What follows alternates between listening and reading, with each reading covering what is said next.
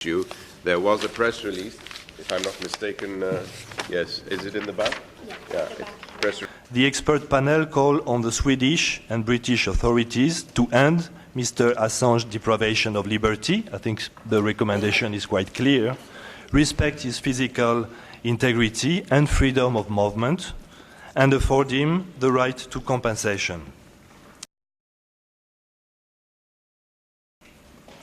The expert also found that the detention was arbitrary because Mr Assange was held in isolation in Wandsworth prison, and because a lack of diligence by the Swedish prosecutor office in its investigations resulted in his lengthy loss of liberty. 5 years, the investigation is still preliminary, no charges have been filed against him, but still he is deprived of his liberty.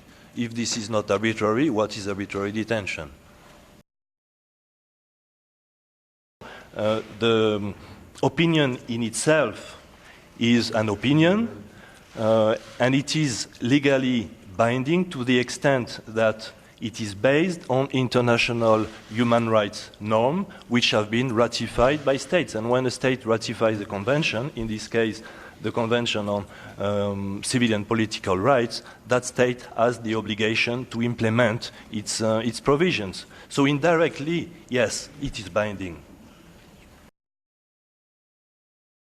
Compensation has to be afforded to Mr Assange, and it is up to the authorities whose action have been led to his deprivation of liberty to assess the case and decide what compensation he can be afforded. But the working group insists that he should have an enforceable right to compensation. He is in the confines of the Ecuadorian embassies. Outside there is heavy police guard. He is under very intrusive surveillance, and it's likely that he is going out of the embassy, is going to be arrested.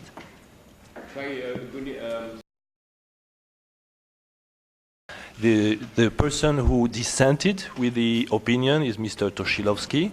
He's from Ukraine. I would add to that there are 5 members in the working group.